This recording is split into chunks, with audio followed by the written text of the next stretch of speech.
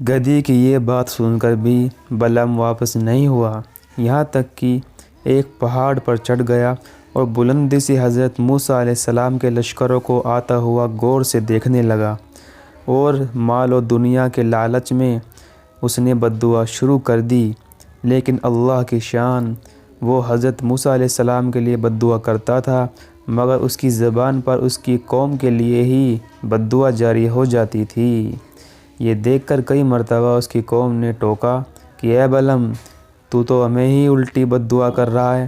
تو اس نے کہا کہ اے میری قوم، میں کیا کروں، میں بولتا کچھ ہوں اور میری زبان پر کچھ اور ہی نکلتا ہے۔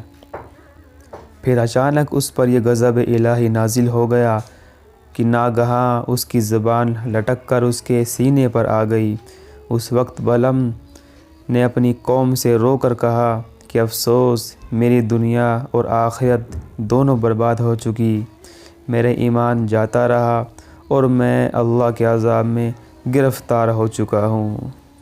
اب میری کوئی دعا قبول نہیں ہو سکتی، مگر میں تم لوگوں کو مکر کی ایک چال بتاتا ہوں۔ تم لوگ ایسا کرو تو شاید حضرت موسیٰ علیہ السلام کے لشکروں کو شکست ہو جائے۔ تم لوگ ہزاروں خوبصورت لڑکیوں کو بہترین لباس پہنا کر بنی اسرائیل کے لشکروں میں بھیج دو۔ اگر ان کا ایک آدمی بھی زنا کرے گا تو پورے لشکر کو شکست ہو جائے گی۔ چنانچہ بلعام بن عوام کی قوم نے اس کے بتائے ہوئے مکر کا چال بچھایا اور بہت سی خوبصورت لڑکیوں کو بنی اسرائیل کے لشکروں میں بھیجا، یہاں تک کہ بنی اسرائیل کا ایک رئیس ایک لڑکی کے حسن جمال پر فریفتہ ہو گیا اور اس کو اپنی گود میں بٹھا کر حضرت موسیٰ علیہ السلام کے سامنے گیا اور فتویٰ پوچھا کہ اے اللہ کے نبی، یہ عورت میرے لیے حلال ہے یا نہیں؟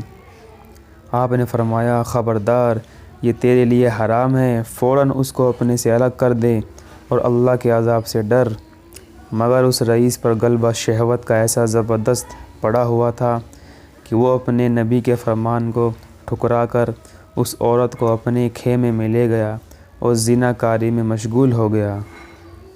اس گناہ کی نحوست کا یہ اثر ہوا کہ بنی اسرائیل کے لشکر میں اچانک طاعون پلگ کی بیماری پھیل گئی اور گھنٹے بھر میں 70,000 آدمی مر گئے اور سارا لشکر تیتر بیتر ہو کر ناکام و نامراد ہو کر واپس چلا گیا، جس کا حضرت موسیٰ علیہ السلام کے قلب پر بہت ہی صدمہ گزرا۔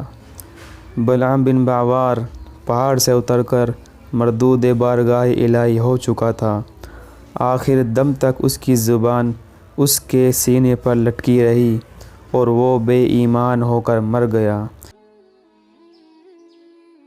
جب کھانا شروع کریں تو یہ دعا پڑھیں، بسم اللہ وعلی برکت اللہ۔